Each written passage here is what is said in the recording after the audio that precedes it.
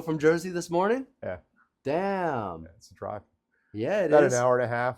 So you drove to Jersey this morning just to do this? Just to do this, just to see what you're working on, because you always got cool shit in here, and you didn't disappoint. So I appreciate awesome. you. Yeah. Appreciate you delivering. Well, I appreciate you coming, bro. Yeah, I'm glad this is gonna be cool. I'm glad to do this. Awesome. So I'm Aden. This is Mike, and we're shooting for Mike's YouTube channel today. We're at my shop, which is 3C Detailing, located in Kingston. And in the clean bay today, we have what year is this? 2019? No, bro, it's 25. Oh my Come God, on. I have no idea what we're looking at. So this is a 25 G550. And I feel like they've been making these things since the beginning of time, probably because they have. Yes, they have. The 550s especially, because of the boxy retro look that Mercedes has been keeping for a long time. Yeah. I mean, look at where they put the indicators. They're sitting on top of the fenders. Like, that is wild. How many cars do you see that in anymore? Never. Not in 25. No. And you know what's funny? The hood, the actual hood where you pop it is like 3/4 of the top, right? Like this and this, right. It both makes up 1/4 of the top of the car. This is only usually on most cars, it's the whole thing. Porsches, they obviously have their big fenders where the wheels go, you know what I mean? And this is just not that, because the wheels are all the way down here. You know what I mean? Well, and I mean, it was done so like the military could actually legit take this thing off-roading 100% in dangerous territory. But how many, like, it's very blocky. It almost looks like it's made out of Legos. It does. I mean, look at the gaps here. I know. You don't see cars where you have like a separate hood, a separate grille, a separate bumper. Like, this is just all like usually one thermocast piece out of plastic. Right. And this is not that. This is not that. Many, many, many pieces put together. Yeah. I mean, it's put together incredibly well. It is. It absolutely is. And it's freaking diesel. You know what? So I've had a few people in here. I had a few people in here Sunday and yesterday when we were doing the paint correction on this car. Everybody that's came in here, you know, jaw drops about the color. And they love, you know, the fact that it's brand new and it's shiny and it's beautiful. And it's a Mercedes G Wagon, which is like the baller status type of car, you know, that a lot of people search for. But this, Mike, to me, so I wouldn't buy a G Wagon. I would buy maybe, you know, a G63 AMG for my wife to drive around or something if I was, you know, a baller and I made it. But I think that they're a beautiful car. I don't want to take anything away from them, but I would just buy something else with 200 grand. But with 200 grand, there's not many cars that you get this sound. That is fantastic. That is real.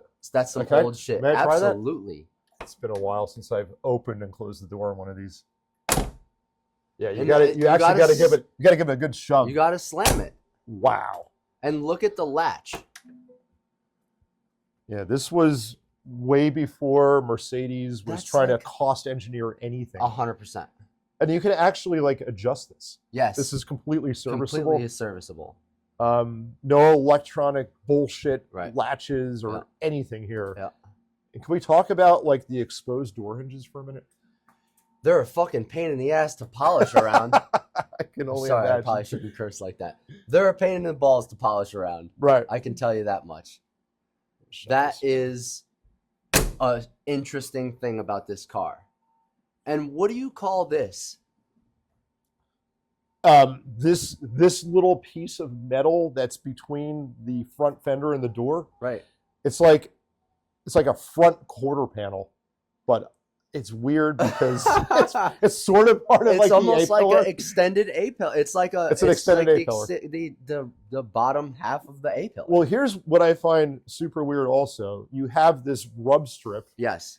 and it's like they didn't really quite know if they should put one here because it's such a small I area, know. and then they kind of just like threw it in there, which looks a little odd, but okay.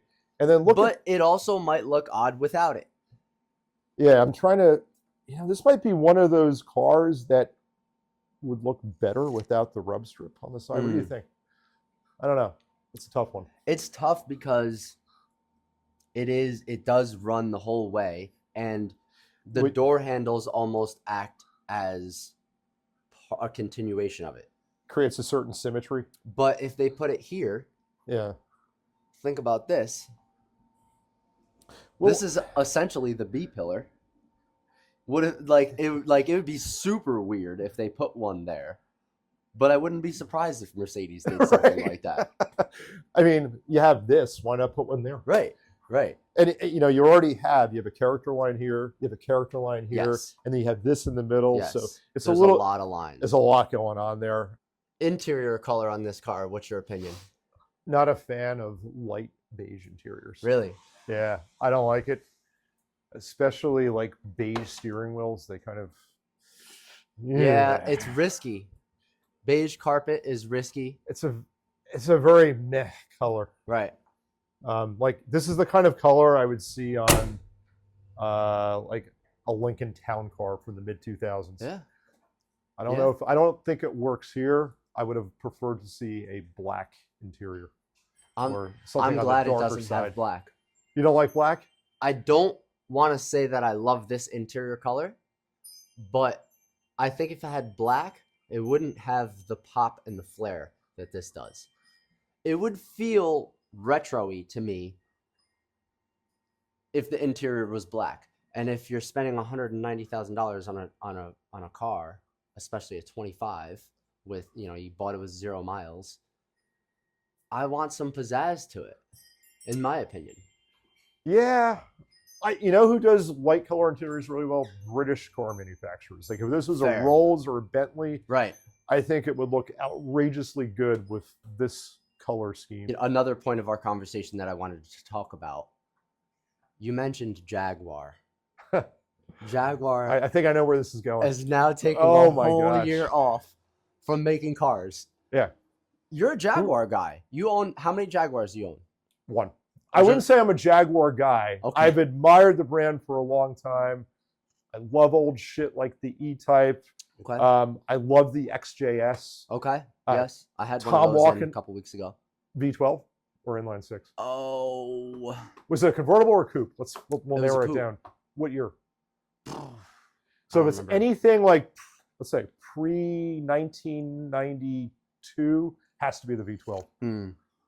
Before it got the facelift. But anyway. I think it was newer. But anyways. Love the XJS. Those flying buttresses are just everything on that car. Yeah. Tom Walkinshaw Racing just came out with the Super Cat. Have you seen that? No, I haven't. It's the XJS on steroids. Really?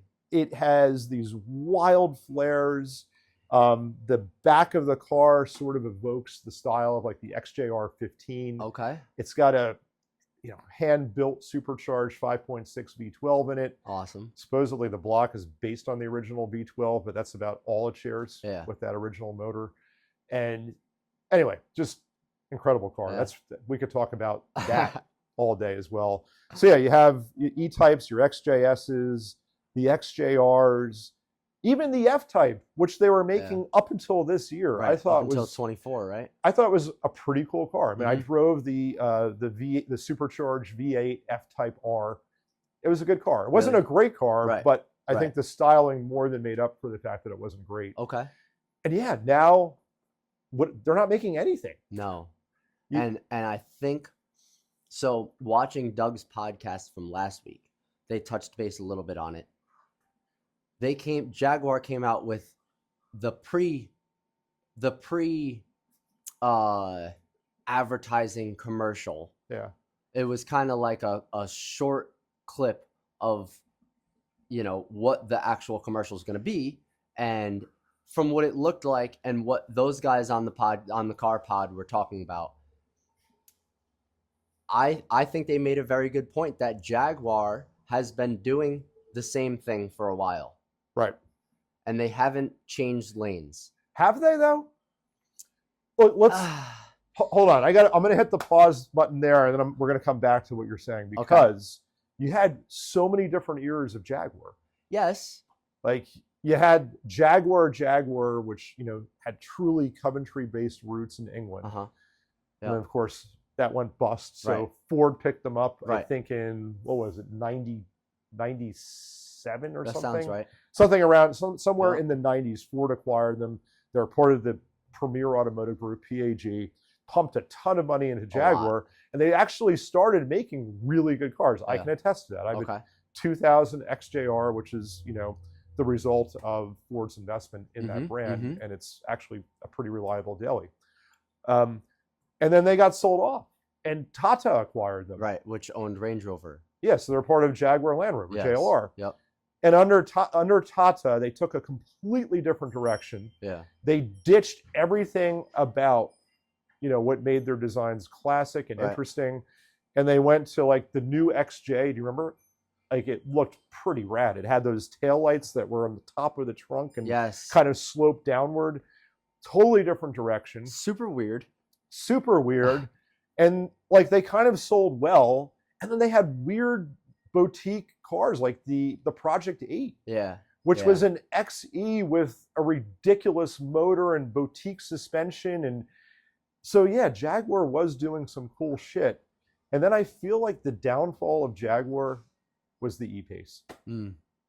Like, stuff like that kind of just killed the brand, and they never evolved from... I look at that car on the road and I don't look twice, right? I see it and that's it. It looks like a CR-V. Yes. With it, and people like that car. And I've been in one, and I can understand why people want to get that car. You know what I mean? Like, somebody might buy that car for their wife, and they, maybe they have one kid, because it's not a big car. You know what I mean? You can't fit too much in it. Yeah. So, because they know that Jaguar is not your Honda. It's not your Toyota. It's not, your Nissan. It's the next step up. It's not a Mercedes. It's not a Porsche. It's, it might be sort of a competitor to some Mercedes and BMWs to an extent, but, maybe if we're talking about like base trims, but that's my opinion. I understand that Jaguar is very, they are in their own lane. They do their own things. But I feel like they're due for a revolution that's going to get people interested in the car again, because that's what a lot of these companies are doing. You have a company like Lucid that nobody knew about 2.5, 3 years ago. And now I have a buddy with a Lucid Sapphire, and I went for one. I've been in that car twice. The first drive I ever took in that car, he went a number that I probably shouldn't say on camera in an incredible amount of time, to where when I got out of that car, how you get off of a roller coaster and you kind of have that like that little weird dizzy, you're a little like gone feeling. That's how I got in a freaking car. And I feel like that's what EVs have done. They've commoditized speed. Yes. Every electric car is going to be fast. For sure. This. And that's why you have companies like Lucid that can pop up in a year's time and start making cars, because the whole production process of making an EV is completely it's simplified. Can I talk about some of your cars real quick? Yeah, go for it. So when the Milano, when did you get that? That's the car I've had the longest. Really? So I got the Milano in 2014. Okay. And that took a year of like back and forth emails with the original owner. Wow. To get him to agree to sell me that car. Okay. So it wasn't just like once and done sort of thing. And it was a very emotional transaction. But I knew when I got that car that was going to be around for a while. I didn't expect to have it this long. Right. But honestly, if my garage was like on fire, that would be the first car I'd pull out, because I love it so much. It's just awesome. I think I've seen that car once, right? I think you did. Yeah, I think so. I mean, it's not a car like a lot of people really get until you drive it, because it looks I mean, let's be honest, it looks fucking weird. You got like 8 different character lines meeting in the rear of that car. Yeah. It doesn't look like it's going to be fast, and actually, by modern standards, it really isn't. But well, yeah, oh, man. But we could talk about that, but that's a whole nother conversation. It's a whole other conversation. Speed nowadays. You're not driving classic cars to be the fastest guy on the road or on the track. I mean, there's a modern day Civic Type R is going to annihilate probably 95% of anything you can buy right now. Absolutely. Or even like a classic Countach or Testarossa will be decimated by that car. That's exactly what I was going to say. You take the Countach, which is like my dream car. That car is the worst driving car on the road. You know what I mean? It's up there. Yeah, it really is. So, I mean, there's like that, what do you drive that's going to be new? What do you drive that's going to be classic? Yeah. I don't know. What would you, like, if you won the lottery, what would you take? You can have one classic car, one new car, money, no object. Countach, because that's iconic. I think I'd probably agree with you on that. And I would try and find an all-white one. Yeah. The all-white one, and the round belly with like there's none of the extra stuff on the side. Yeah. I'm not a fan of. A lot of people like the round belly. The 25th anniversary edition with the extra strakes and the 25th wheels, I think looks terrible. Really? Yeah, I'm not a fan at all. Interesting. The original LP 400 with the clean body lines, the no spoilers. There's a purity to that just looks incredible. And that's the difference in somebody like you who's been a car enthusiast for the whole time I've been alive. And I've only been a car enthusiast for a handful of years. Yeah. I'm a guy, I like that 25th anniversary. I liked a lot of stuff going on. I would want all that stuff paint matched white with white wheels and the whole 9. But I love that. It would take you like a month to detail that car. I know. With all the different like strakes that are going on in that thing. And to the extent that I would want to do it, might be more than a month. All right, so you get the Countach. I got the Countach. So modern daily. Modern daily? Yeah. Ooh. Because you're more of like an SUV truck guy than I am. Like you like your Range Rovers. I do. You like the G Wagon. I don't think this is a great on-road vehicle. That's my opinion. I think it's cool looking. I think it's cool looking. And oh man, it's a tough one because there's a lot of things I like. I've always kind of, I'm a BMW bro, as those guys say. I like a X6M comp. Those are interesting. It's a quirky car. It's weird. It's a weird car. Yeah. It's really insane that you have a 631 horsepower behemoth SUV. I guess they would call it a SAV, sports activity vehicle. For sure. Yeah. But I also would be a guy to buy a X7 with the M60 package. Right. I think that those cars are awesome. But if I love BMW, but you can't deny a Porsche. So if I was to get a daily and money was not an option, and we're not talking about SUVs, because there's a handful of SUVs out there, especially in the Porsche, like a Macan GTS is a badass car. Hell yeah. But a Turbo S, a 991 Turbo S is probably the car that I would get, because the Turbo S is going to still be, it's not GT3, right? It's not race stiff, super aggressive, but it's still a tight, super fast car. The Turbo S is. Right.